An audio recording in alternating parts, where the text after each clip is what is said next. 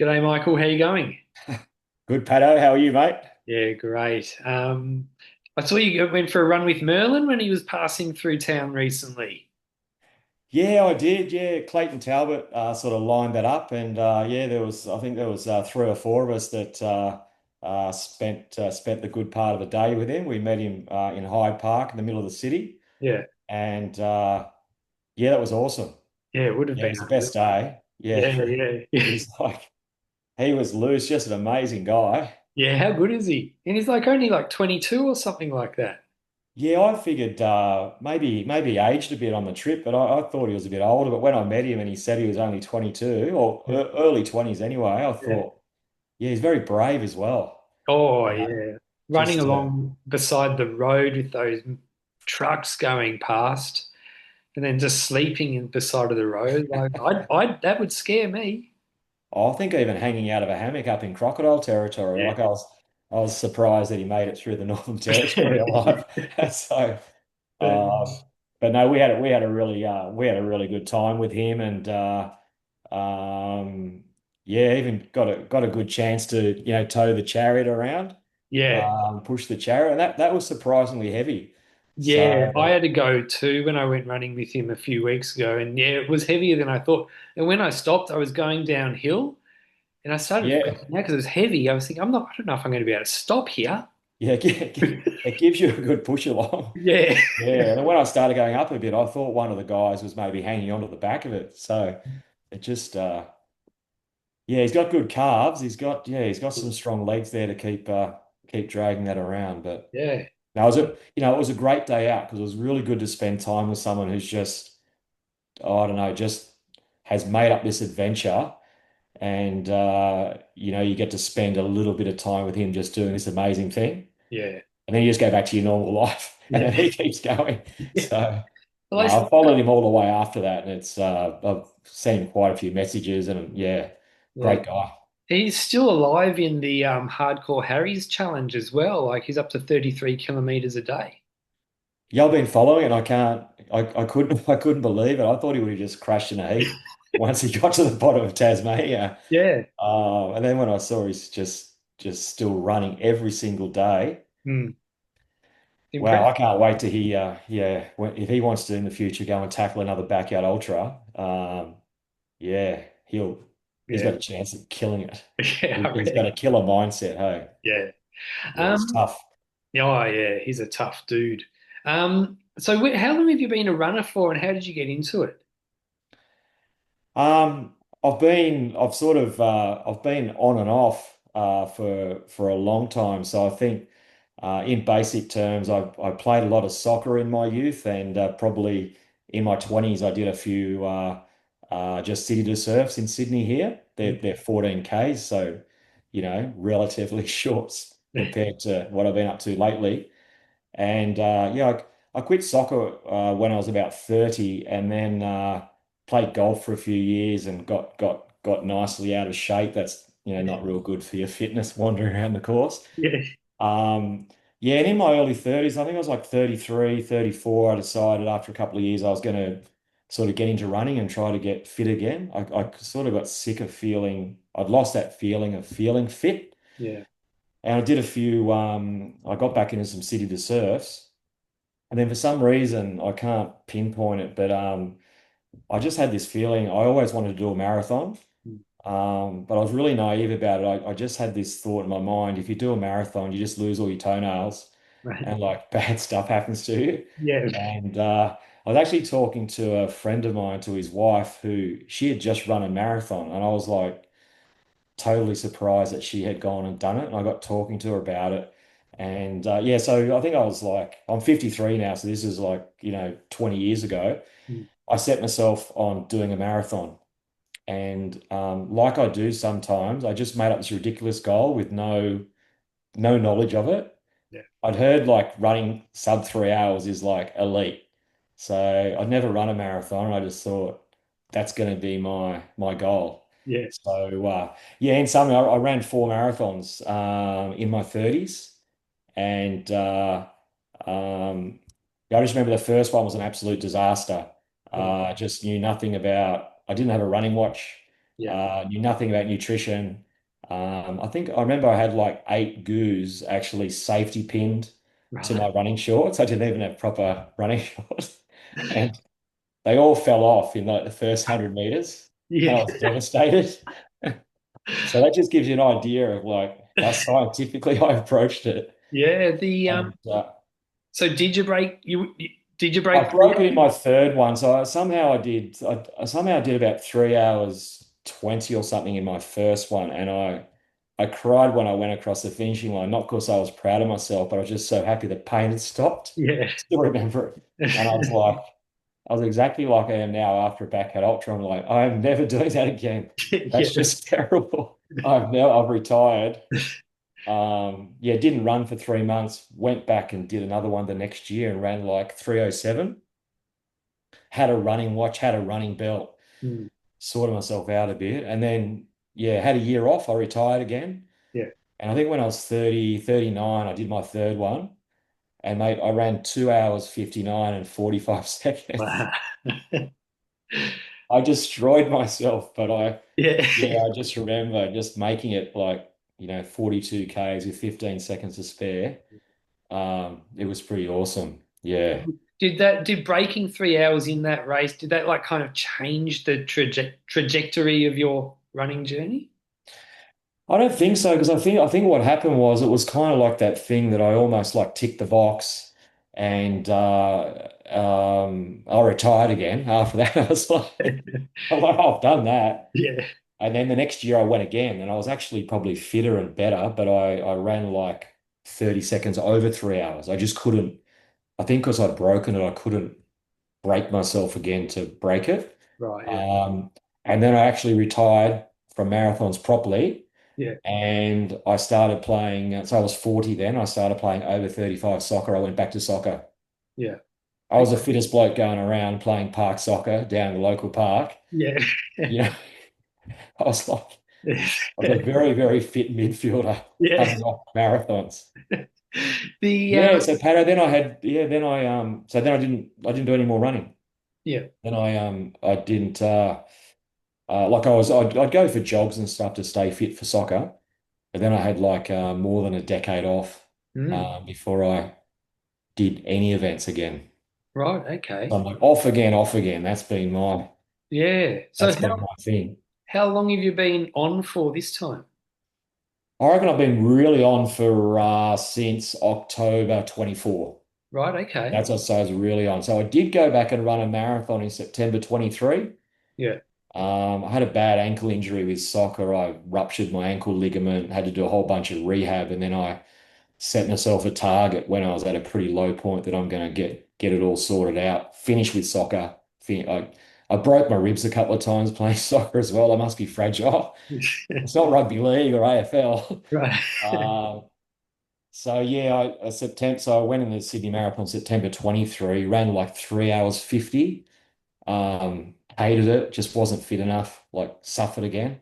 Yeah. Um, and yeah, so probably a turning point was bloody Ollie. Ollie got into this concept of going in a backyard ultra, Yeah. April 2024, Hmm. so the Sydney one. Yeah. And he ran him. I didn't know much about it, but he asked me to come out and help. And he would have given me like a 30-second explanation of what the event was. Yeah.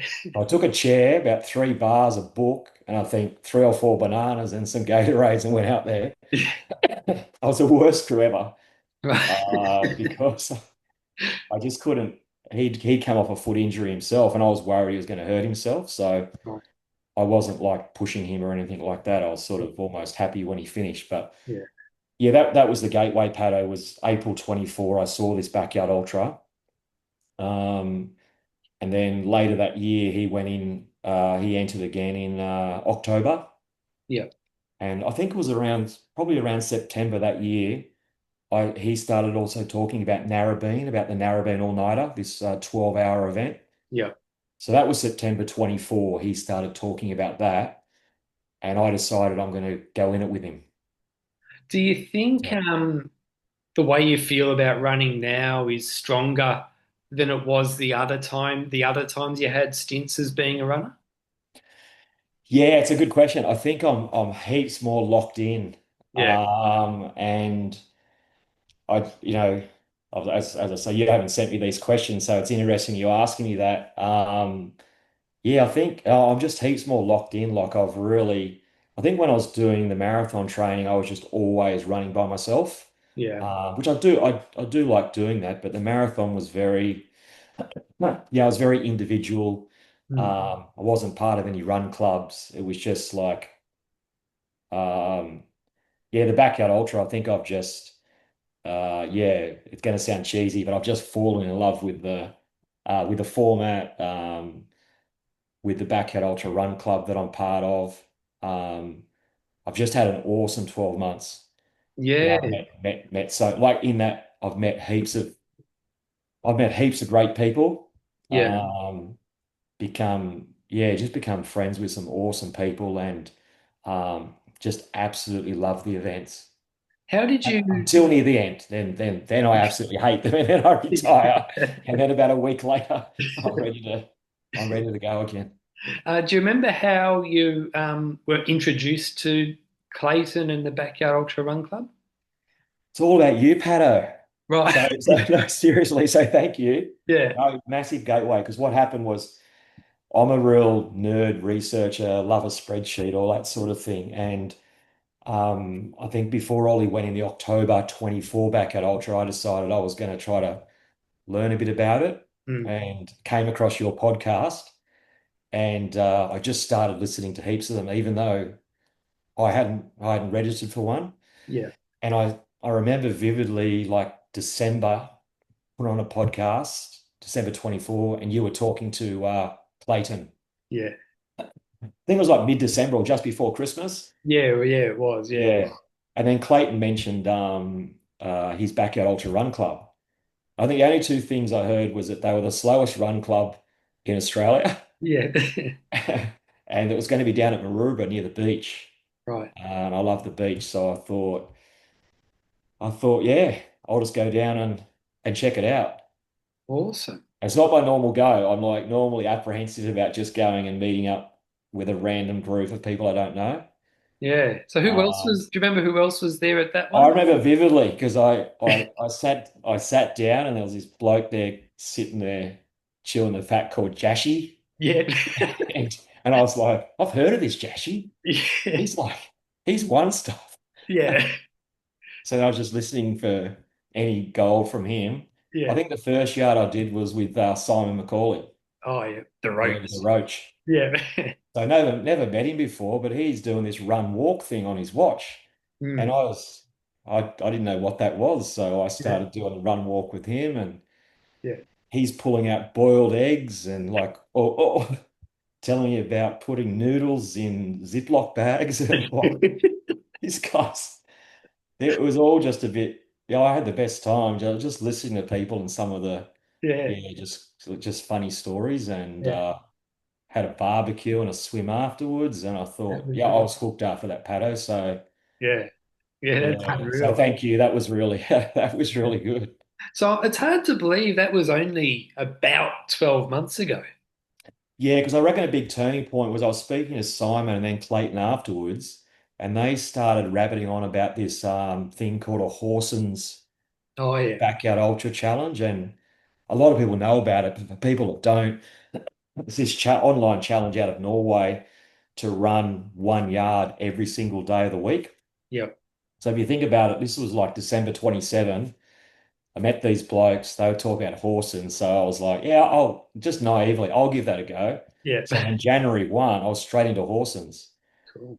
So all of a sudden, I think if you look at my Strava, I might have done about 1,500 Ks or something like that in 24. Yeah. And then last year ended up doing like a bit over 5,000. Yeah. That's So unreal. I just went for, I had a few body issues as well because of that. But yeah, so if you imagine, I just went like Burke, great community podcast. Ollie done a couple, um, got into this Horsens challenge. Yeah. And yeah, so I was just like off and running really, really quickly. Yeah. Awesome. Probably too quickly in a way, but I was just trying to absorb everything. Yeah. Well, you definitely like learned a lot because you did. awesome at your first backyard in Sydney's in April. That was your first Yeah, one, right? it was my first one. Yeah. Yeah. Yeah, I mean, Ollie likes to give me a hard time, and he would say that I was the biggest backyard nerd for someone who'd never done one. Right. Yeah. So I think yes, I went into Sydney. I think the background is I went and did that Narrabeen all-nighter. That was like 20 December, so that was the one that I said got me going. Yeah. Um, I liked about a few hours of it, hated the rest of it. Yeah. Just by way, I wanted to say it's by way of background. So I didn't go all night. I lasted about 7.5 hours. Yeah. Middle of the night, spat my chewy. I was just hating it. I was like, why am I walking around in the bush in the middle of the night? Yeah. All this sort of stuff. Just had a meltdown. Just like bad, bad mentality. And so what happened was, yeah, joined the club, started doing horsens.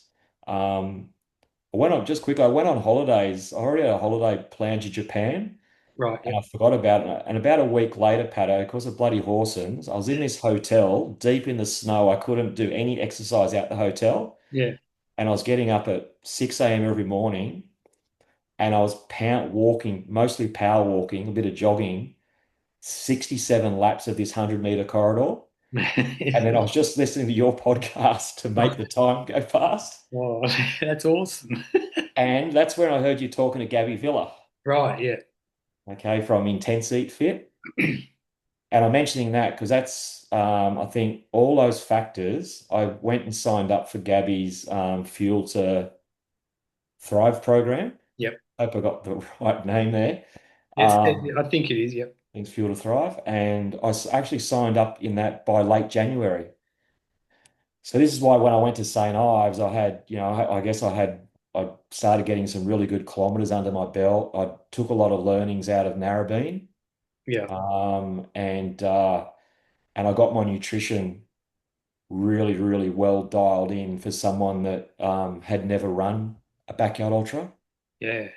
But I think most people, when they go into a backyard ultra, they come unstuck with a lot of different things. And I probably avoided, I don't know, 90% of the issues because I had nerded out so much. Yeah. Yeah. And yeah, I mean, and you absolutely nailed that. Like you did 32 yards on debut. Like, did you go in with like a goal? What were your expectations going into the race?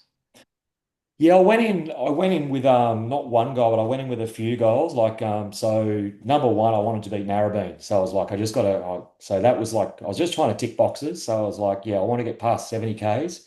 Yeah. And then I thought, well, I like my cricket. I wanted to raise the bat and get past 100. Yeah. So that was probably the big goal, or maybe goal number two. And I knew that was like 15 hours. So the next goal, which was super, super important to me, just to show you maybe this picture. Can we see that there? No. I wanted to beat this guy. Yeah. So he had done 100, I think he did 102 Ks on debut. Yeah. So I just wanted to beat Ollie. So as Yeah. long as I beat Ollie, that's what I said. I was going to be happy. Yeah. But the big goal was take some learnings out of Narrabeen and try to get through the night. So So that was my big one was just get through the night. yeah. And then I guess what happened was I ended up getting through the night with some help from some other people. Mm. Um, and then when that sun came up, everybody sort of hears it. But yeah, when that sun hits you, you definitely you definitely get energized. Yeah. So that was one factor in then being able to go much further than what I thought I'd be able to do. Yeah. The I mean, you knew so much about the format. Like, Yeah. was it how you imagined actually running in your first backyard after when you know so much about I it? think well, I've been to two backyards as well, like with crewing for Ollie. Yeah. Um, I reckon um, I reckon I break it up into two parts. I reckon like maybe say the first 15 hours or something. Mm. It was pretty much what I imagined, but I didn't actually, because I hadn't run one, I didn't realize how awesome everybody was at helping each other. Yeah. Like you sort of see it on the other side of Yeah. the crew line, but then when you're actually running it, Mm. like it's crazy. I was running with Phil Gore and like chatting to Phil, right? Yeah. So I was already a fanboy because of my listening to podcasts Yeah. and like just stuff like that. I didn't think, and not just Phil, there's other really good runners there as well, and just lots of great people. So I think that's what got me a lot further as well. Like everybody, there's no environment like it where there's no tall poppy, no one's chipping it. For want of a better word, there's no arseholes there. Mm. Or that I found anyway. Yeah. Everyone's just Yeah. trying to help each other. So even when I was struggling at night, like shout out to a guy called Cooper Morrison, had the best headlamp, and I just hung out with him for hours on end. Yeah. Just things like that, being able to hang out with people. So, Mm. but Pato, the thing I wasn't prepared for was yeah, just at some stage, like how not to turn anybody off, but just how terrible I felt. I Right. had just yeah, like particularly day two, just like really sleep deprived because I didn't think I was going to run so fast. So I didn't have any sort of sleep strategy. Yeah. Just blisters, Mm. a bit of chafing, Yeah. some special spots that I now know about. Yeah. Yeah. Yeah. Well, you don't know you're going to change Um, in some spots until you've run like over 100 Ks. well, I mean, I know people always talk about these things during a race, but like, Uranus, is that a planet? Um, my God, Yeah. talk about a ring of fire. Yeah. Like I had a bad, really bad carry. Yeah. Just so things like that you learn. Just I think because I'd never run that far and put myself through it, I was probably surprised I was able to hang on for so long. Mm. Um, but just general soreness, incredible fatigue, just people have, I mean, everybody can feel this much earlier as well. But yeah, so yeah, I was kind of, I mean, I was proud of myself how long I was able to put up with it. I don't think I realized that I had that sort of mongrel Yeah. to to go that bit further. Like I push myself in marathons, but that's 3 hour block. Yeah. Yeah, so it was a good self-discovery if you know what I mean. Yeah. Well, I think that that's one of the things that people love about it most. They're running distances and doing things that at and another point in their life they would never have dreamed of doing that kind of stuff. That they No could. way, as I said, like the City to Surf, like I didn't dream of doing a marathon, and I didn't even really know there was longer runs than a marathon. Yeah. Like 12 months ago, I'll probably get some haters for this, but I didn't know what UTA was, like Right. or UTMB or Yeah. things like Barclays Mm. or it wasn't. I'd heard of some people doing some long run up in the Blue Mountains, but Yeah. so I didn't really know there was this big world beyond Yeah. beyond the marathon. Yeah, that's the truth. Mm. Did you have was Ollie crewing for you at that first one in Sydney's? This is where I get a bit hazy. He definitely crewed for me. Had some friends there as well, and then um, when I went, Ollie, like, probably goes without saying, like, it's unreal having, like, it's been the best thing having, like, my son involved Yeah. in this whole journey. So having him there was really, like, really, really special. Yeah. You get quite vulnerable as well. Like when it physically breaks you down, and you just go into some different, or Yeah. you go into some different spaces there. Yeah. Um, but I remember too having a few of the back at Ultra Run Club, a few people jumped in and really, really helped. So Yeah. I know Clayton Talbot had some sort of hand roll and was rubbing my hammies and my calves each lap. I got nightmares about it. I had the roach. He would come in and put his hands on my shoulders and just say, "You've only got two jobs: start the yard, finish the yard." Yeah. I'll be like, "Get off!" I'm I'm sick of it. Yeah. So and And I actually lost the plot a bit towards the end, Pato, just for like a quick honesty session. Like I got a bit angry in the last couple of laps. Right. Yeah, it was real, and I'm a real happy-go-lucky person, but Yeah. I started having these thoughts that like the corral that everyone was bullying you, and you because Oh. I was running with a few people who like they were telling me they were going to quit, but then they'd come back out. They'd be looking like the Terminator, sort of dragging you along, just hanging on. And Yeah. I'm like, I think it was, oh, I won't name him, but I said to him, you said to me you're 100% quitting. He goes, oh, I tried to quit, and Sam Harvey told me to get back Oh. out there. Yeah. I'm like, we were talking, oh, it's bloody impossible to quit. They all just, they don't understand how we're feeling. Yeah. I just became like an angry drunk or something. I was just irrationally bad. So that Uh, that would have been Kendall then, wouldn't have it? no, he kept going. No, it was a guy. He stopped on the same yard as me. I think we actually. I want to say it was a guy called Sam, but we Oh, actually. I think we were an arm in arm coming across oh, maybe awesome. the last lap. Yeah, We were just absolutely destroyed. So yeah, unreal. so it was yeah much. That's probably a message for everyone as well. Is like I don't think there's anything wrong personally with having a goal. Mm, Um, I know it motivates me to maybe train harder and set my eyes on something, but be prepared to, you know, yeah, go past it as well. yeah, If you can, you just don't know what's going to happen on the day. yeah, for sure. So you finished the race. You probably thought, like you said, you're not going to do one again.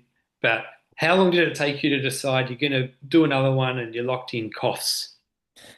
Yeah, I remember. I can vividly remember. I got into the back of a car of my sister-in-law's car after the race, and I felt like I wanted to. I was so car sick. It was only like a half an hour trip home. Right. And I was just moaning and complaining, and I was saying to her, promise me you'll never let me do another one of these.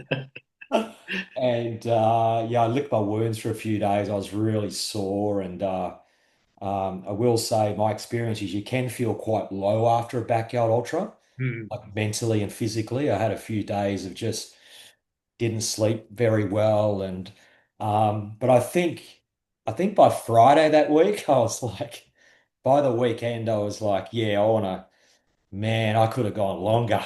Yeah. I got no idea how because I was ruined, but and I think I might have even signed up for costs beforehand, but if I hadn't, this is one of those vague things, but if I hadn't, it was very, very quickly afterwards. Yeah, yeah, cool. I got a sister up in Coffs Harbour, and I think me and Ollie had looked at the event and it looked like it might be a lot of fun. It was on a long weekend as well, so yeah, it was only about 7 weeks later. Yeah, and it looks like I remember following it. It looks like a nice flat course. Yeah, it was awesome. I reckon I haven't run many courses. I've had a bit of a run on Reds. Mm, Um, but I reckon Pato, it must be one of the most runnable courses out there. I know Jashi rates it highly.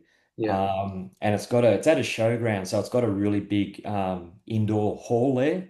right. So we had our gazebo actually set up inside with stuff plugged into PowerPoint. So, Well, how good is that? excuse me.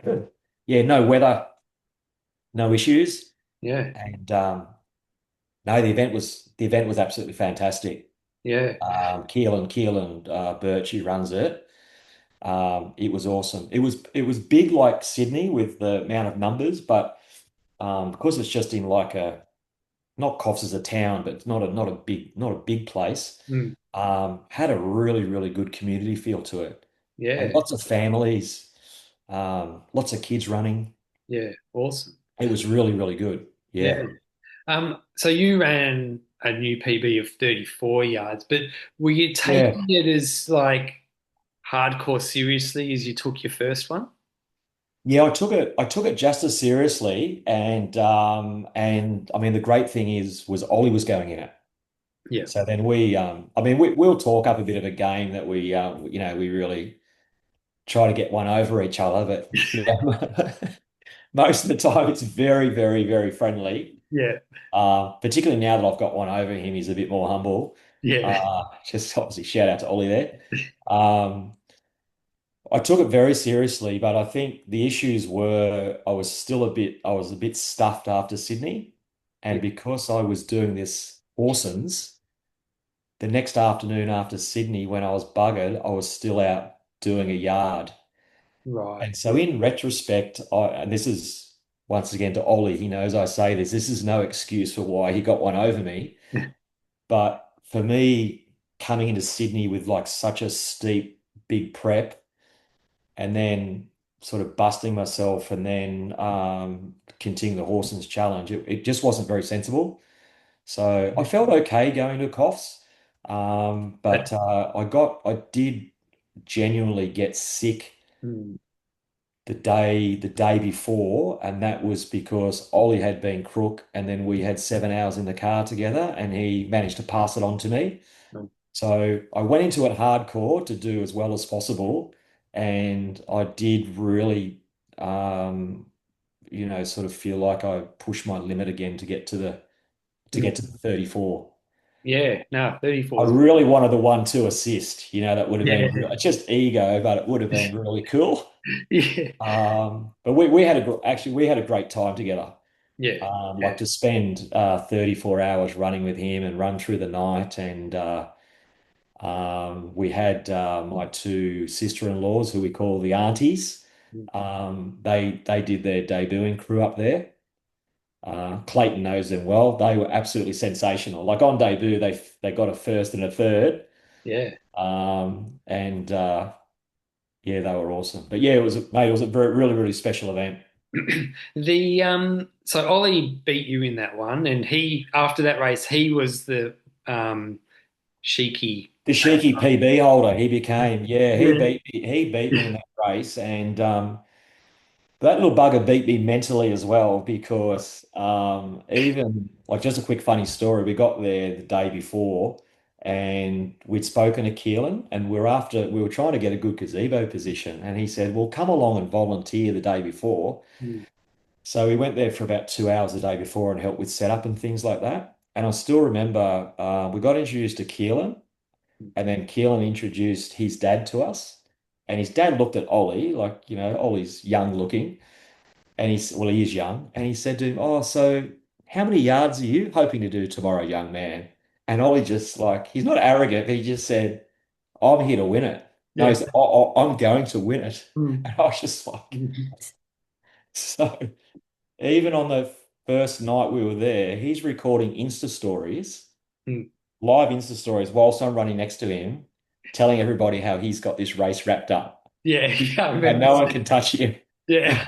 I'm in the background going, excuse me, I'm feeling pretty good. So, Um, yeah, but yeah, even if you weren't fully recovered, like even if you had still had 5% to go till you're fully recovered, that Mm. gets exposed when you start running hours past 24 and stuff like that.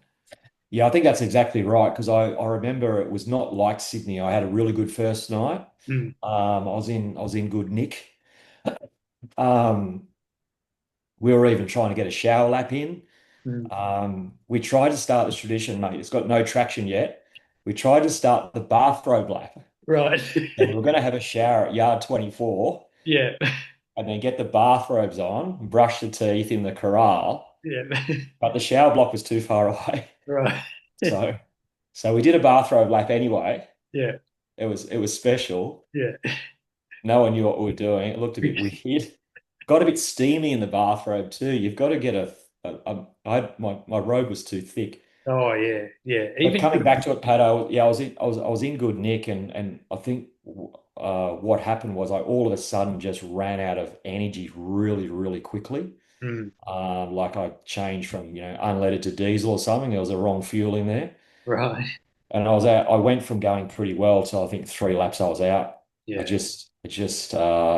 I still think I'm like tough, but I just lost all energy and I Mm, lost my marbles. I couldn't, yeah. just, I didn't quit in the chair, but full disclosure, I think there's quitting in the chair, then there's quitting on the lap. Right. I quit on the lap knowing that when I started that lap, I wasn't going to complete it. Yeah. So it's kind of still like quitting in the chair. Yeah. And that's my view anyway. No, I know And the then there's feeling. quitting in the chair. Then there's quitting on the lap where you fair dinkum try to make that Yeah. lap. And in my three backyards, I haven't fair dinkum tried to Mm, finish the lap that I started. yeah. That's the truth of it.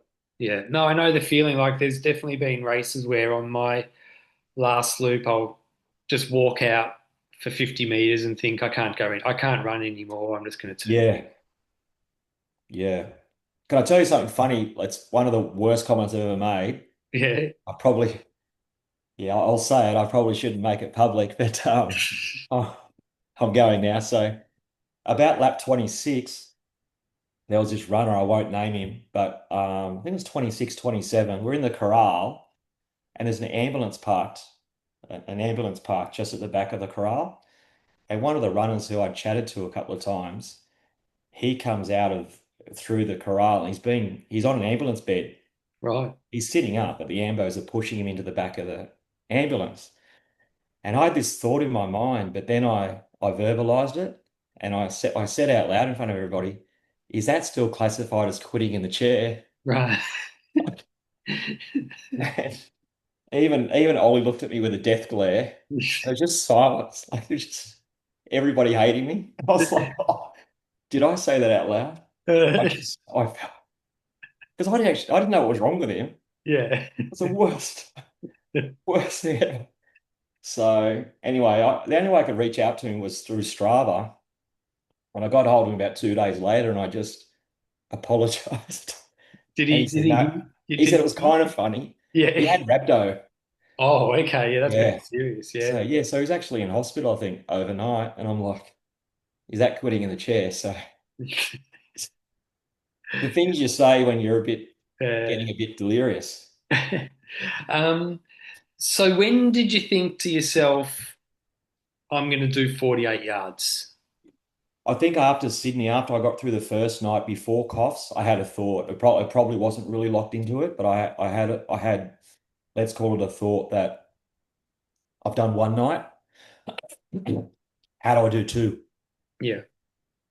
So, The, so when I went to Coffs Harbour, I was really keen on getting through the second night, yeah. but I didn't, what, 30, 34. So yeah, it was about 6 o'clock at night. I mean, it was dark, but I'd only just got into the start of the night. Yeah. When I finished Coffs, like I got more learnings out of Coffs.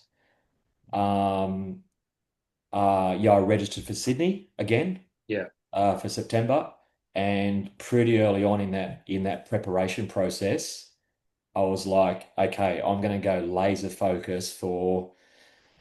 I've learned all these things, try to narrow it all down, and then learn a few more things, and then I was like laser focus for Mm. what sort of stuff can I work on.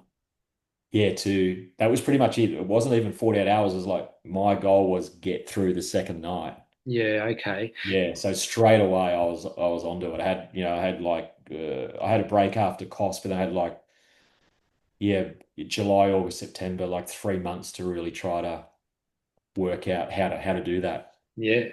Well, I mean, I love how much detail you put into your race report because I saw it because you posted it onto the Backyard Ultra Run Club WhatsApp group. So Yeah.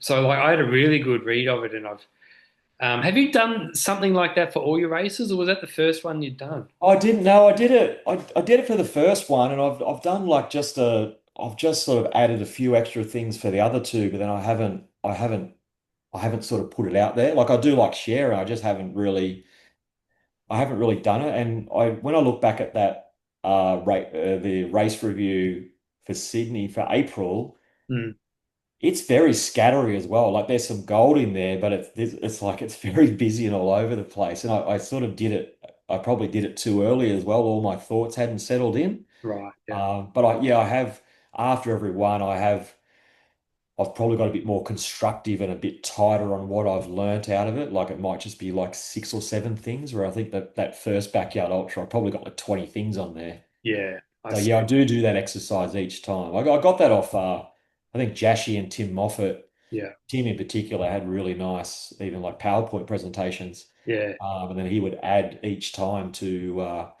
his learnings. Yeah, I think that he's got them available on his website as well. You can actually download a template Yeah, yeah, for a race plan.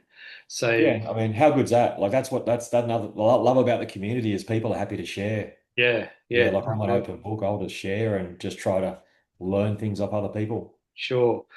So yeah, I mean, I had a really good look up over it. So I've written a few things I noticed. I mean, first of all, you had three paces noted. You had 46 minutes, 49 minutes, and 52 minutes. Like, did you use those as a guide, or did you stick to those, or did you go in thinking I'm going to stick to those times each loop? Yeah, I think I use them as I'd say more of as a guide. Like they'd be a bit of a target for me to focus on. Yeah, But then in the lap, I wasn't like overly attached to it, but I was focused on it. So I think it's once again I'm just stealing stuff from Phil from some of the way he's gone about it. But so I pretty much just had like like an average stock standard lap, and then yeah, I'd really just do that faster lap when I wanted to eat, yeah, if there was something extra that I needed to do. mm, And I think what I learnt was yeah, doing those different paces, it just mixes things up a bit. yeah. Probably mixes up the way you run a little bit. Some like the faster laps are sometimes really good. I found they kind of just stretch things out a bit, get you out of I don't know, like the normal mundane way that you're running. It gives you confidence as well that you can still run fast. Yeah, I think so. And also the slower ones give you confidence that you can come in a bit later and, Mm, and everything's okay. Like I'm still working on that. Like yeah, sort of feels like you can start to spiral if you start coming in a bit slow. yeah, And you see all these legends that will do, 50 yards above 55 minutes and things like that. But yeah, and I had a good in Sydney in September. I had a really bossy crew member for a really, really assertive guy for like 12 hours, Tim Moffat. And he was best, no disrespect to anyone else, but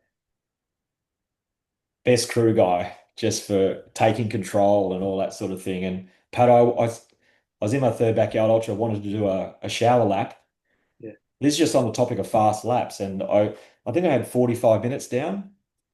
And Tim said to me, he basically, and I was desperate for a shower. And he said, Sheekey, you're not having a shower unless you're back in here in about, I think he said 42 minutes. Right. 42 minutes or no shower, because that's it. Because Yeah, it'll take too long to get everything done. And yeah, Pat, I ran about a 41-minute lap. I was so desperate for a shower. yeah, And but the thing about that was the next few laps after that, maybe 4 or 5 laps, I felt so much better. And it wasn't the shower was a part of it. But as Tim said to me, having to run that 41 minutes, I probably changed my gait and my stride and yeah, stretched out a bit. It's like it just loosened everything up again. yeah. So I Nice. highly rate that. Yeah, Yeah, unreal. the mix up. Yeah, but yeah, I'm starting to hear it more often. Like Dan Carmack is a big one to throw in fast loops just to stretch your legs out, and I'm pretty sure Phil is as well. Well, Phil had the whole, he's got the whole, bracelet thing going on Yeah, to remind himself yeah. of what the speed is. So That's yeah, it's definitely a winner, and it just gets you out a bit of monotony as well, Pato. yeah. Mix it up a bit. Mm. You put on aftershave for the fragrant fifth. I did. Yeah, Yeah, I had it there. That's it. Thanks for the trail snails. yeah. I might change. I've got a big forehead, as we'll now see, as my family say the five head, but I'll put the snail trails hat on there. Oh, nice. So yeah, shout out to Excellent. the snails. I wanted to wear that backyard ultra run gear because you don't want to get on the wrong side of Clayton Talbot. There's a dark side you don't see very often. So that's the joke, of course. Best guy ever. Um, but yeah, the Snail Trails boys were handing out the little fragrant fifth Mm. um, little cologne bottles. So Yeah, yeah, it's everyone's starting. always a bit smelly by then. So it's Yeah. actually a really good. It's a good idea. So I noticed you had a sleep on the plan for after 6 and 7. Did you actually sleep that early in the race? Ah, okay. Yeah, I thought you were looking at another document. Yeah, I didn't sleep, but I think I had the idea of of sort of like why wait? You know, Yeah, why wait until I'm really tired at night to sleep? So I'd have to go back and look, Pato, but what I took was I actually took I had my normal comfy chair, but I also took a bed, just like a camp fold out yeah, with an air mattress on top. yeah, So what I did on those laps was I was actually laying down and closing my eyes and just trying to conserve energy. yeah, yeah. So I think I got sort of trapped in this little mindset that almost you're out running the whole time and the crew's waiting for you. And so when they get back, you probably should talk to them and chat to them. And Mm, if someone comes into the tent, have a yarn and all that sort of thing. yeah. And once again, I think it was hopefully I'm saying the right thing. I think it was Tim when he first took over on the Saturday night. The first thing he said to me was, I heard you've been talking too much and not chilling out. So he goes, I want you to shut up and lay back and close your eyes. This is Yeah, like 8 o'clock at night. yeah, that's awesome. Yeah, so I think those little sleep cues there, Pato, I think that's what I'll take into the next one is I will try to be a lot more chilled out early in my gazebo and just like own what I'm supposed to be doing. It's Yeah, not about trying to be social or it's about trying to, go as far as I can. yeah. So I noticed you added caffeine into the race at Loop 4.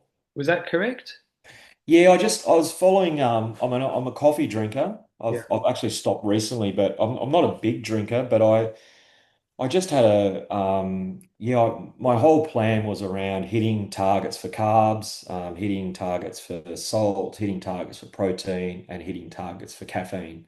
yeah, So on my plan, yeah, pretty much from the get-go, I was just going to have 100 milligrams of caffeine every 4 hours.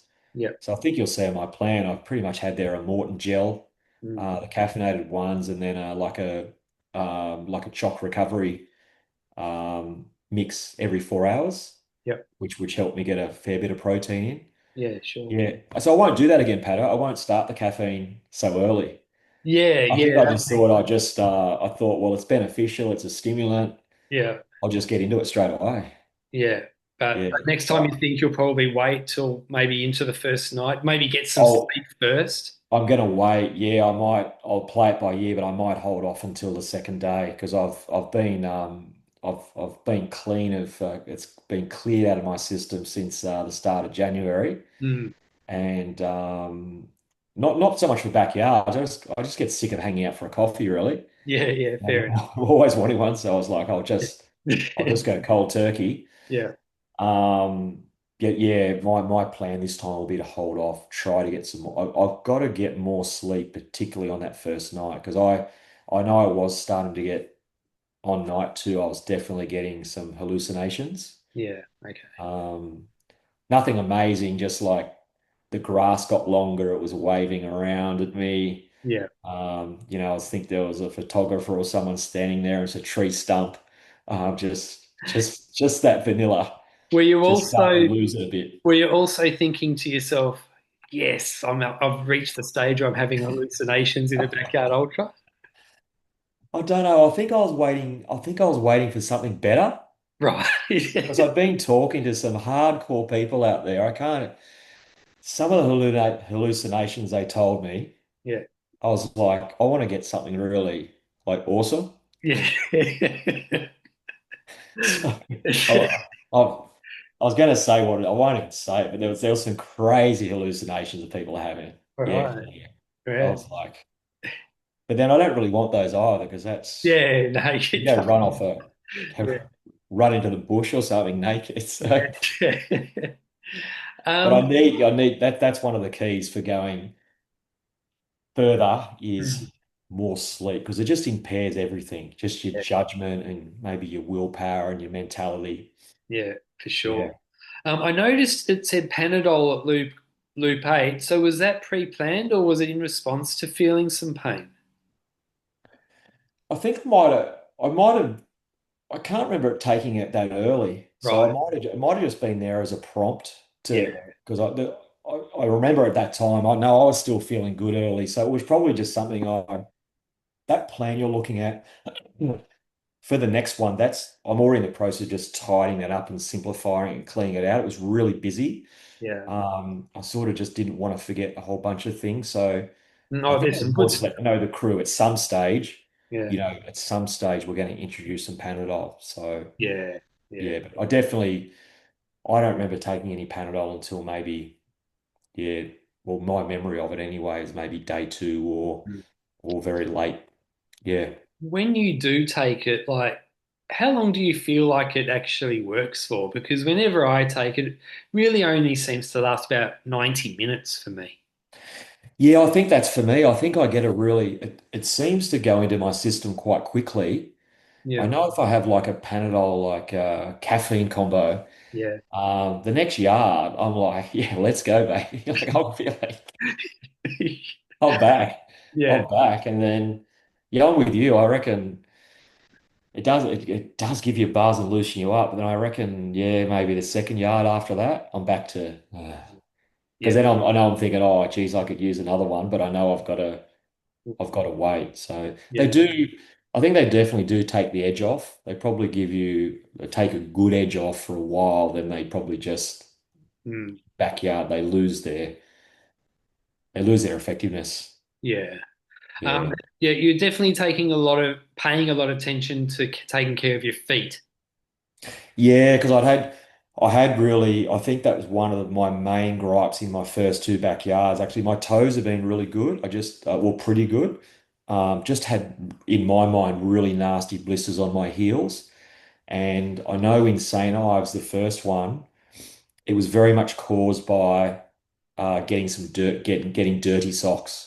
Right. So it wasn't an overly dirty course, but I I remember looking afterwards at photos and seeing that, the mighty Phil Gore was wearing gaiters. Mm. And I'm like, ooh, I got to get myself some gaiters. So yeah, my feet got dirty. That caused issues. And so for September, you're right. That was one of the things I needed to improve was foot care. Mm. So I did the whole Phil Gore 2 weeks of sort of moisturizer and putting socks on before going to bed and making your feet all beautiful. Yeah. And yeah, I was really intent on keeping my feet clean. So yeah, you'll see I had on the plan there. It's pretty easy to check your heels. Just pull your sock down a little bit, Mm. give them a wipe. But yeah, I started getting some foot baths, got the Timmy Moffat foot massage. Yeah. Once again, best in the business. And I started using some foot baths with like really icy cold water in them as well. Oh yeah. A couple of guys were talking about it during the event. Mm. So cold it made your feet tingle and uncomfortable. Yeah. Uh, yeah, I started doing that maybe every 6 hours or something from maybe 15, 16 hours in. Yeah. Awesome. And for How me, that was a game changer. yeah. Yeah. How like how much better were your feet after this race, like compared to when you hadn't looked after your feet as good?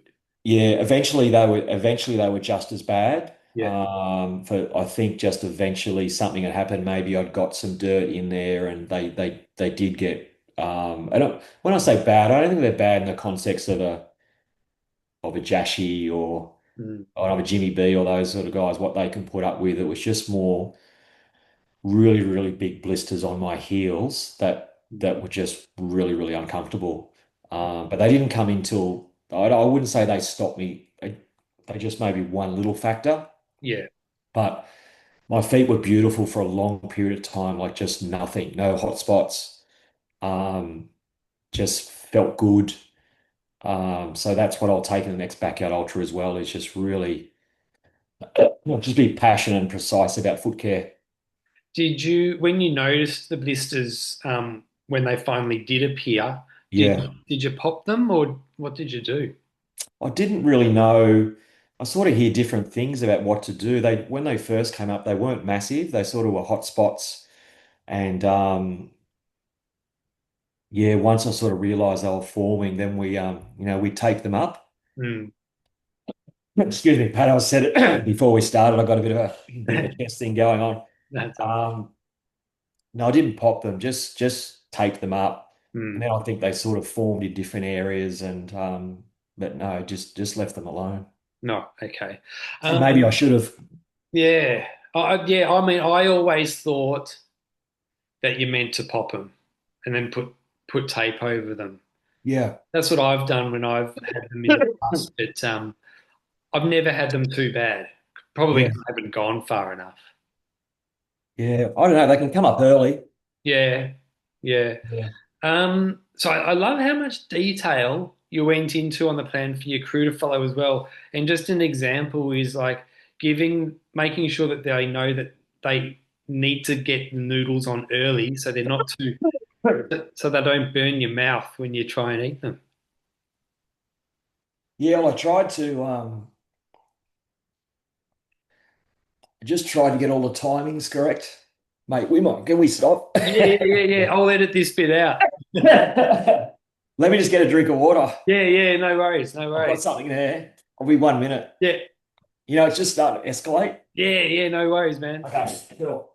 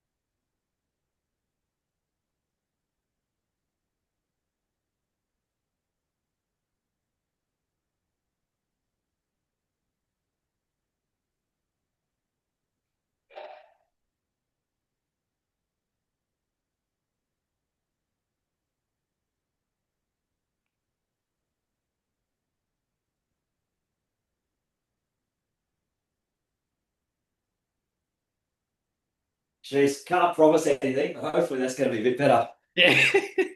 Are you all right? Yeah, I'm not actually sick. I've just got this dry cough that Yeah, no. won't Yeah, I go always keep away. my glass of water here to Yeah, if I don't, I've it's still yeah, I've still got something there, so we'll just top that up. cool. Um Yeah, you talk about the noodles yeah, yeah, and the timings. yeah, like you made sure that they knew to start making them early so they weren't too hot when you put them in your mouth. Yeah, I just wanted to, as you see on the plan there, I just wanted to let the crew know basically, what time I was planning to come back in every yard, Yeah, just for anything they had to prepare. yeah, And then, yeah, I think in Coffs Harbour I'd had some noodles, and I was really, really keen for them. And I sat down in a chair, and they're just bloody piping hot, and I'm having trouble eating them. yeah, And I remember Gabby Villa told me that in her opinion, the most bounced up item in backyard ultras are noodles. right. Because you don't chew them properly. If you get those long Oh, noodles going in. yeah, So I had the mindset, I've got to have the noodles nice and cool, and I'm going to chew them properly. yeah, Don't yeah, want them coming back out. yeah, So no, yeah, yeah. no, that mate. And you don't mind a bit of Maximus mango. Yeah, I think I stole that from Jashi. Yep. So yeah, I think the first couple of backyards I was having a lot of trail brew Mm, and getting flavor fatigue from having exactly the same thing. mm, So yeah, you'll see on that plan, I was just trying to mix it up basically, yeah, just have different things and keep the taste buds, guessing a bit, yeah, getting a bit of ginger beer, yeah, uh, trying sort of coconut water, yeah, uh, bit of Coke, yeah. Perfect. OJ, Yeah, just just different things, up and goes. yeah, yeah. Yeah, just trying Jashi to loves mix. the up. Jashi loves the up and goes.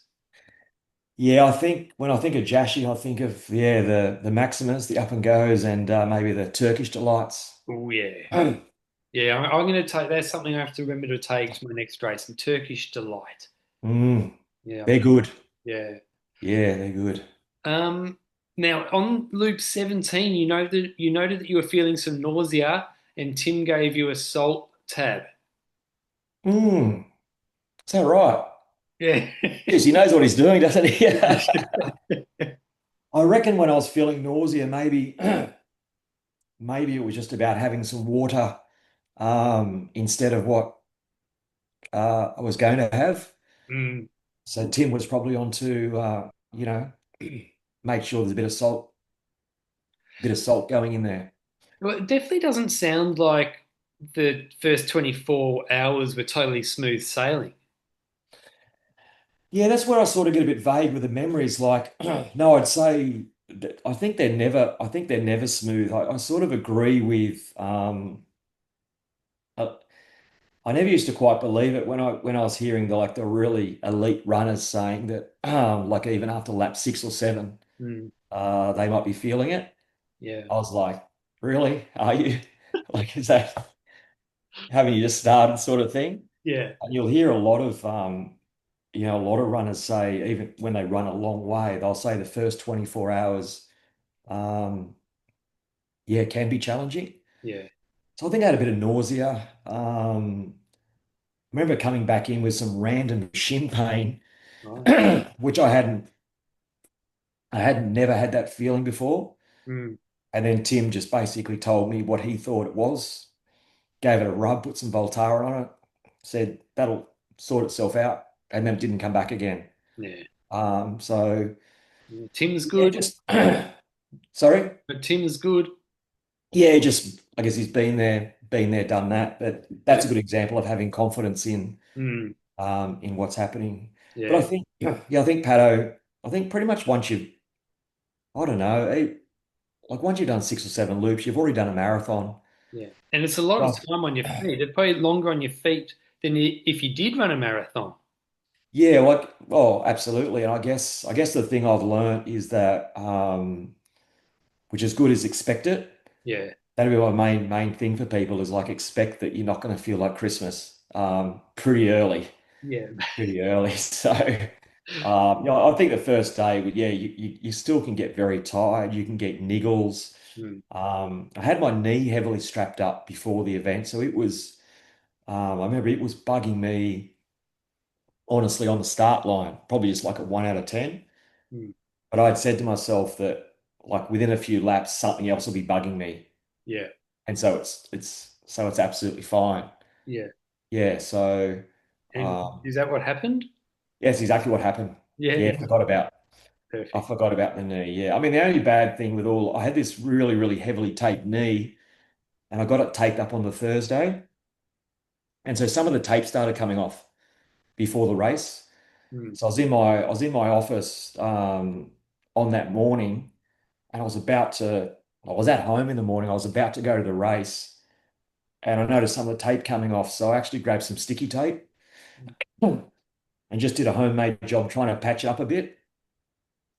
The worst thing about that now is I've got a bunch of people calling me tape man or sticky tape man. So I guess if you see it, it just looked dodgy. It was like professional yellow tape Yeah. and some crappy blue tape and then like some sticky tape on the top. Um, so, but Um, yeah, you get all sorts of issues come up yeah. in that first 24 hours. And even the first night it's still challenging to get through. Mm.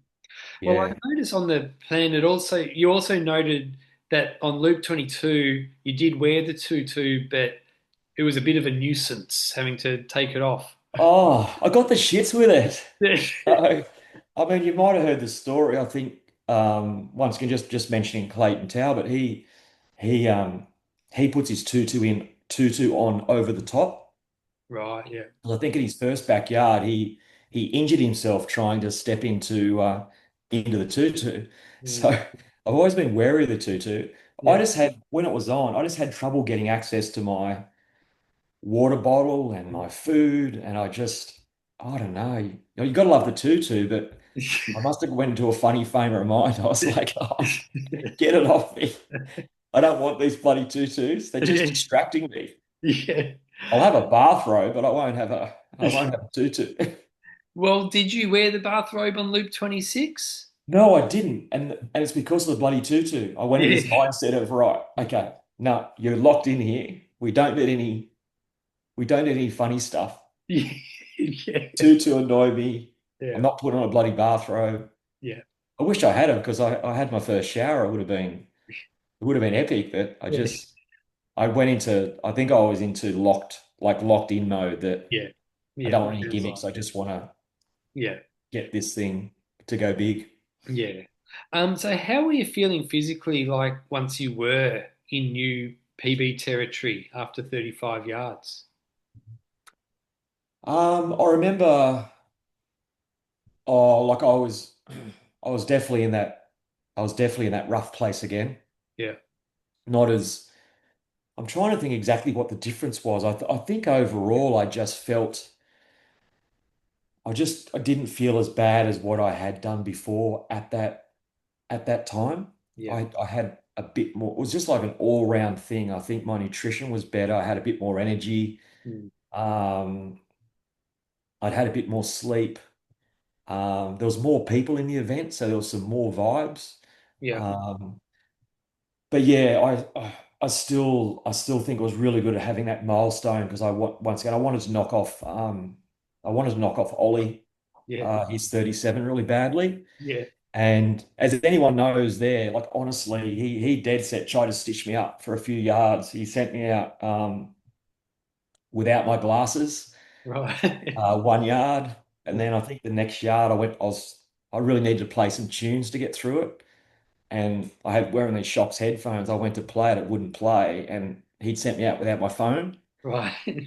So I came, and it was a bit of a running joke there that he was trying to sort of knock me out. So I Yeah, remember being really dogged around there that, yeah. you know, you can sabotage me all you like, but I'm going to get past you. Yeah.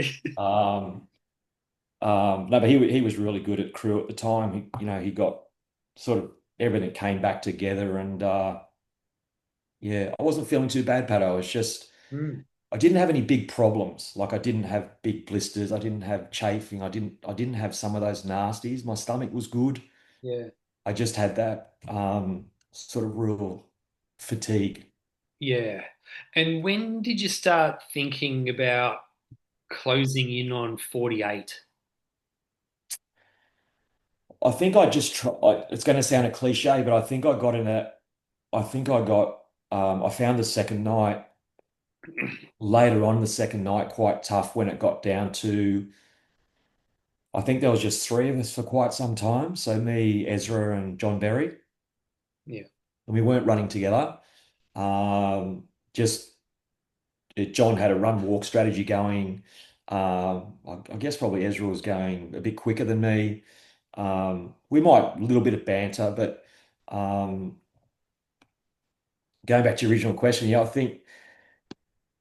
think it was probably more like I want to say it was like 3 or 4 o'clock in the morning when I started just thinking about the sunrise, Yeah. and because I'd experienced the joy of that before, um, that got me a few more hours.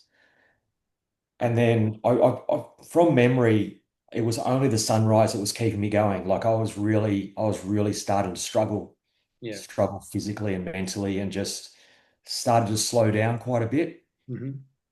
Just had trouble keeping up the pace, and then started playing a few mind games around. You know, I'm getting slower, I'm getting less rest. You just started to Were you the play that last, circle a bit. Hmm. were you the last runner coming in, finishing the yards at that stage? Certainly the last, from my memory, certainly the last 5 or 6 yards I was. Yeah. Yeah. Um, I remember when the sun came up, I got a bit more energy again. And then I think the negative of setting a goal was I started thinking, oh, I've done it, I've made it. And I started mucking around in my mind going, well, the sun's up. I've got through the night. Yeah. But Yeah. then I was wrestling with, but you actually meant 48 hours, didn't you? So, so I just kept, I think the 48 was, I only got there because I had that as a honest target. I remember I was going to stop at 47, Wow. and Ollie was saying to me, you can't, all these guys at the corral, they're talking like what a massive milestone Yeah. a double miler is. And because I hadn't come from a running background, I remember saying to him, I don't care about double milers. Like, oh yeah. But eventually I thought, no, that is actually Yeah. you don't want to stop. You Yeah. don't want to stop before 200. Yeah.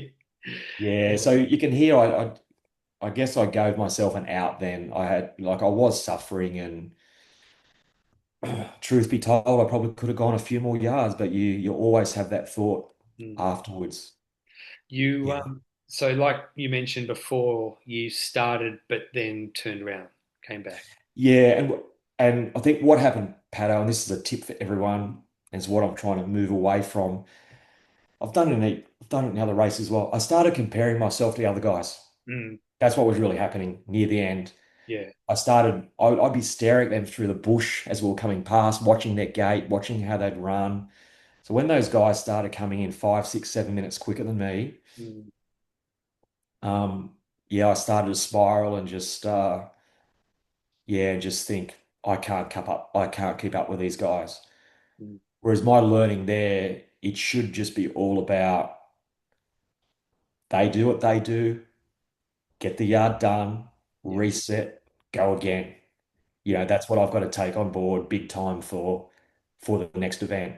Yeah. Is no comparison. Don't compare. Just Yeah. lock it. Get your goal, lock it. Yeah.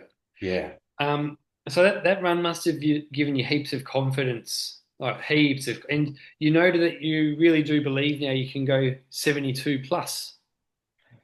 Yeah, I do. I do. Yeah, and it's like it's a bit scary too. Like, 'cause I know I'm going to suffer. Yeah. So, but I think I sort of think why not as well. Like I'm kind of treating it I'm treating it like a game. Mm. It's not life or death. It's like I've decided that I'm not going to have an outcome goal. Like not going to try to finish. I've got two double assists. Yeah. I'm not going to try to get an assist or a win. I'm like, that's an outcome goal. I can't control what everyone else is doing. So my big thing is, yeah, performance goal. I've set the mark at 72 plus, and that's all about me now trying to work out what are all the things I need to improve. And they mightn't be massive improvements, lots of little things in a few different spaces. Yeah. And then that's what my focus is and what I'm probably not there yet in actual true self-belief that I can do it, but I'm building away at it. That's the honest thing. It's not like you just say it and then go, "Oh, yeah, she's Yeah. going to happen." Yeah. No, I love it. I love it. Yeah, Um, so is making the Sat Champs team on your radar? we've got to be careful because that's like an outcome goal. Oh, yeah. Yeah, but yeah, it is. It is because yeah, it is. It is massively, and I think that's probably part of the 72 as well. Is I sort of figure, well, it might. I don't know how it's all going to play out, but I feel like that's probably the number. That's my Mm. honest opinion. Yeah. And I feel like if I was going to be on the team, I'd want to go in there with a big number Yeah. to like, I don't know if it's the right word, but be worthy and be able to make a good difference for the team. Yeah. Yeah. Um, but yeah, like as I said, I'm 53, just started this a year ago, so I'm not getting any younger either. So I'm thinking, well, got to have a good crack. Yeah. No, that's Yeah, awesome. Yeah. not that I can't keep going for quite a while, but no, Pat, it'd just be such an amazing experience. Yeah. Oh, it would Yeah. be Like awesome. it'd just be so awesome. I'd learn so much from it as well, and just it'd be unreal. So, Yeah. but I don't want to think about it too much in a way. I just want to concentrate on that on Yeah. that performance goal and think, that'll take care of other things, Yeah. Yeah. probably. So, on backyardultra.com.au, have you seen how Wazza's included age records and things like that? I Um, when I when he published it, I was like, "Ooh, that's interesting." so because I actually haven't checked. Are you? What? Do you? Oh, you're the king of research. You are talking to Australia's number one Yeah. 53-year-old Okay. backyard ultra runner. Of all time. Of all time. Oh, yeah, he's of all time too. Yeah. And I'll be 54 by April. Yeah. So I was I'll going to try say, to get the next one as well. what do Block you out a have? few. Well, what do you have to run this year to get an age record when you turn 54? I'll have to look, but I think it's slightly lower. Ooh. But there's a couple of dark horses in there, a couple of mature runners that have done very well. So I'd have to check. Yeah. Um, and Ollie's got it as well. Wow. Yeah. Yeah, So for age 20. yeah, that's unreal. Yeah, Father and son. I know. It's amazing. I just keep telling him once Ollie K gets a bit older, he'll just hoover up Ollie's records anyway. So uh, no, but I um, did see that, Pato. It was pretty it's kind of a bit of a surprise, really. yeah, it's awesome. Did Yeah. so have you mapped out what races you're going to do in 26? Yeah, I'm back in Coffs again. So um it might sound like I'm not too adventurous, but I've got 4 kids, bit of few moving parts, like everyone, and it's not on the radar to go on a big travel at the moment for a run as much as I'd love to. So yeah, just got Sydney, and then me and Ollie are going back to Coffs again. Yeah, Quite a few of the backyard ultra run crew are going there as well, so yeah, that'll be even more fun. And then yeah, it's all going to depend on what happens in Sydney as to what I as do to what that. I do next. Yeah. Yeah, because I think if I there's no guarantee of how you go in any race. Like I'll go into Sydney being a better all-round package, but I know you need a bit of luck and you Mm, sometimes stuff can happen that's out of your control. So I suspect if I haven't thought about it too much because I'm all in for Sydney. yeah, But if I didn't achieve what I wanted to do there, well, I know Reds is a silver ticket as well yeah, in August, yeah, and I crewed at Reds. I crewed Ollie. I got to see what a fantastic event it is. yeah, yeah, About 100 people, mm, massive community spirit, really like intimate. yeah, So I'd probably go down and have a crack at that. yeah. Awesome. Well, you've definitely got some races where you can see what really test yourself. 'Cause, like, Yeah, I actually am going in an event 21st of Feb down in Canberra. There's a 100K oh yeah, race up and back Lake Burley Griffin. oh yeah, Uh, cool. Ollie's going in it to have a really good crack at an Aussie record there. Yeah. So I'm going to do that as a bit of a backyard ultra simulation. Oh, So perfect. that is an event I should mention. So that's the lead up for Sydney. Yep, nice. Yeah. At the moment, do you feel like backyard ultras are going to remain your main running focus for the rest of your life, or That's a long. Hopefully, I've got quite a few years. Uh, I think so because I think 2 reasons. One is I just love them. Like I love most of them until the last part always sucks, as I've said. As yeah, I say, they're fun till they're not. yeah, So I love the events. I love the people involved with them, and I'm good at them. yeah, They kind of suit my fast days. I mean, I was never that fast, but let's face it, my fast days are behind me. mm, And so it's a perfect event for me as well. So mm, yeah, I mean, Pat, I'll probably like I did the Narrabeen all-nighter again just in December. I said doing the Canberra 100K. So I'm sure I'll do other events, but I'm really really fixated on the yeah. backyards at the moment. Nah, I love it. Yeah, I mean, it sounds like not all that long ago you'd look at yourself now and you wouldn't believe it. Yeah, I'm unrecognizable. Yeah, like I just don't. It is. It's such a big. Yeah, I don't think about it too much, but yeah, it's like even I'm on your podcast. Like a year ago, I was walking those Japanese corridors, just listening to your podcast. If someone had said to me, "Oh, you'll do 32, 34, 48, and Pat, I'll be ask you to come on," a year ago, Yeah. I would have gone, "You are kidding me." So, but I'm actually like I'm healthier too. Like I'm healthier, I'm happier. Mm, Um, I've always been pretty happy-go-lucky, but like I'm, really good headspace as well. So mm. met lots of um, really good people, as I said earlier. So why wouldn't you? Yeah. Why wouldn't you keep doing them? Yeah. Yeah, for sure. Yeah. So, Michael, I'm pretty sure you would know I do ask for my three backyard ultra tips at the end of each episode. So, I've heard that. yeah. Yeah. I have prepared. Yeah, I have. Yeah. Let's hear 'em. Ready.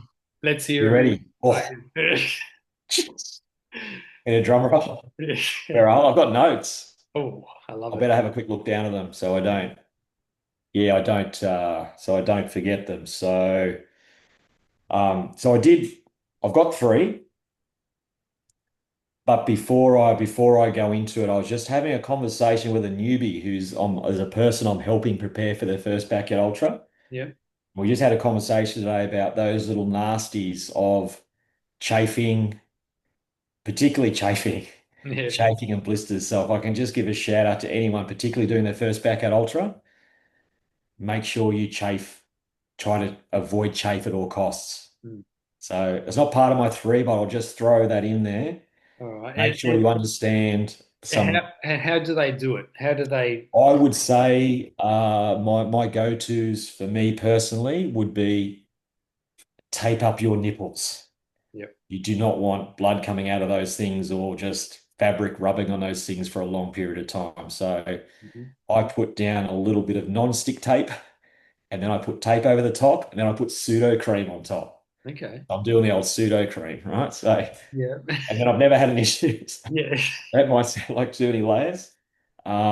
Probably goes without saying. The private area, get some chafe cream down there, Yeah. What do reapply from you, time to time, what was that? and reapply from time to time. Oh, yes. That's Yeah. important. That's important. Don't forget the anus. Yeah. Make sure you get that area. Yep. Don't do what I do and just bring one tub of pawpaw cream that you forgot you're going to use down there and also on your lips, because Yeah. double dipping can be very treacherous Yep. in that area. So two lots of pawpaw cream, Yep. and don't forget your feet. Yep. Plenty of get a lot of foot butter on the feet and reapply. Love it. You're gonna get four tips. So that was my Yeah. first. That was my random one that just came up. Yeah. I was just about to say, is that three tips already? But no, we haven't even It could started. be. That's all chafing. Chafing. So I wanted to contribute to people, right? So these are my three tips. So I think of the backyard ultra, you've heard this before. I think of it's like success. There's like a three-ring diagram, like a Venn diagram. So you got to get your nutrition right. You've got to do running. You've got to train, and then you've got to get your mental side. You've got to. I know you had Claudine on Mm. just recently, and that was absolutely fantastic. So my three tips. Um, this is a training tip that I'm finding is whatever your time on feet goal is in your training or whatever kilometers you're trying to build, um, seriously think about splitting your runs up, Mm. not doing lots of really long runs. So that's a bit of a mindset change for me where I used to sort of go out and think I had to do a lot of long runs. Yeah. This training block, I'll often split my runs up. So if I'm going to do a run on a day, I'll split it up into two. Yeah. And that might just be me, but my new mentality with my training is get as much time on feet and Ks as I can, whilst making sure I'm still staying relatively fresh. Mm. Yeah. Whereas I used to think I needed to bury myself to get fitter. Yeah. Yeah, does that make sense? It does. Yeah. No, that's a good one. So like today, I got an hour and a half run on the plan, but I did an hour this morning at 6 a.m. Mm. and I went out at about 6 p.m. and did half an hour. Right. So, And that'll I'll just pull up better tomorrow from not done an hour and a half block. mm. So how many Ks is that today in total? Today, or normally that'd be about maybe 16, 17 Ks, Yeah. something like that, Yeah. obviously depending on how fast I run. Mm. Unreal. Okay. So Yeah. mightn't sound too exciting, but I think that's all about just trying to look after yourself during training, Mm. because there's a bit of a mentality. I think sometimes people, and might work for others, are sort of maybe burying themselves a little bit from time to time. Yeah. But I'm more, no, time on feet, kilometers, look after myself. Yeah. No, I think that's especially because you haven't been like you went from like 1,000 or 2,000 Ks in 24 and you more than doubled it in 25. So that's a big jump. So, And it caused issues. Like I had issues. I've only just solved issues I've had from, probably July. mm, It caused issues with my knee, with my stomach muscles. yeah, So I've kind of had to wind back, rebuild, yeah, and I'm just trying to rebuild much more steadily than what I did last year. yeah. But we'll see how that goes. Mm. Yeah. I've been seeing Kevin from Ground Up Physio, Oh, yeah, and I've just had 3 appointments with him about 5 weeks apart, and he's been really big on that for me about just looking after myself during the training period. yeah. No, that Yeah. sounds good. Yeah, Probably does him out of business, but he yeah, sees injured people, but it's really good advice. yeah. Um, Yep. is that three or is there another That was one? actually one. Oh, I'll go okay. really fast. Yeah, that was physical. Yeah. Nutrition. You've heard this all before, but just get, once again, maybe for newer people, just get used to eating and drinking on your runs. Mm, Get really clear on, like have a plan, work out what works for you, and then practice it. I can't emphasize that enough, which is why I'm saying it. yeah.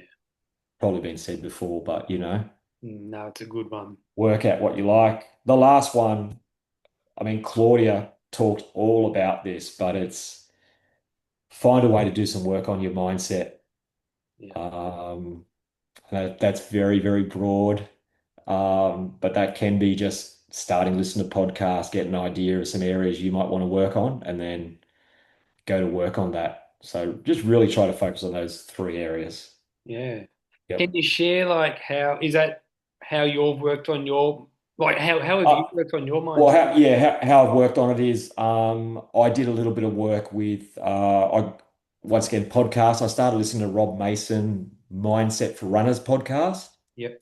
I've put quite a few people onto it that are getting things out of it, and I ended up doing a bit of a course through Rob Hmm. that I just finished just before Christmas. He had this Mindset for Runners course. Yep. So I'd probably go on for too long about it, but doing the course, Rob taught me some absolutely fantastic things, and they're just they're just things around just my beliefs, some things I say to myself, Mm. having nice, good, constructive, positive self-talk when I'm running, um, just sometimes running with different energy. Yeah. That's the best way I can describe it. I sometimes will try to run, be a bit meditational. Mm. Sometimes I'll try to run and be full of gratitude. Sometimes I'll run and try to be full of energy and chirpy. So just, it's a whole world, Pato. But yeah, just I'm really trying to work in that space to find things that work for me and work Yeah. on it. No, Yeah. that's awesome. That's awesome. And that's probably something else that you mentioned that it's been good for your mental health. Like just another like it's just it sounds like running has helped you so much in so many areas. Yeah, I really like a saying. There's a saying I heard called the hardest thing you do each day is the hardest thing you do. Mm. Right. So if you're sitting on the couch all day, did nothing, and Yeah. then someone says, "Oh, can you go to the fridge and get me a drink?" It's like, oh God, do I have to? Yeah. Right? Yeah. Like, or if you sat around all week and someone said, "Go for a walk," it can be tough. Mm. If you go out and do a backyard ultra, man, it toughens you up. Yeah. Everything else is relatively easy. So, like I was went out for an hour this morning for a run. It was actually a bit cold in Sydney. I was a bit tired from yesterday, a Yeah. bit grumpy. Yeah. Did my run, and then come back and you start work, and everything else is a bit easier because you've done the run. Yeah. So Yeah. it's made a big difference, Pato. Yeah. Unreal. Yeah. Well, hey, thanks so much for coming on the podcast, Michael. It's been awesome. I've been really keen to get you on. I asked you a while ago, but I'm glad we were able to finally tee it up. Well, as I said, I was a bit hesitant because I was like, what? I was like, maybe wait until after Sydney when I do something like massive. Oh yeah. Well, look, Uh, we'll just have to come back on. oh, mate, I'll be happy to. But no, thank you so much as well, Pato, because as I said, like you've taught me so much with your podcasts. Oh, thanks. You've been my opening into the world of backyards, meeting Clayton, Mm, working with Gabby Villa, who's sensational. All these things have come from me listening to your podcast. mm. Are you I gonna? really appreciate it. Yeah, no. Are you gonna be at I'm Still Standing, just watching or crewing or anything like that? I'm hoping to be, I think I might be in the gazebo next to you crewing. I'm Ooh. crewing the mighty Clayton Talbot. Oh, that will be awesome. All right. Yeah, I'll meet you in a few. Oh, we'll meet in person in a few weeks then. that'll be fantastic. All No, right. I'm really pumped, Pato. Really looking forward. That'll be a fun event. Yeah, Yeah, it's it's going going to to be be good. really good. Yeah, so awesome runners there too. So I reckon that could go big. Yeah. Yeah, Yeah, it's going to be good. yeah. All right. Well, thanks heaps again, Michael. We'll stay in touch and I'll see you in a few weeks. Thanks heaps, Pato. Thank you. See ya.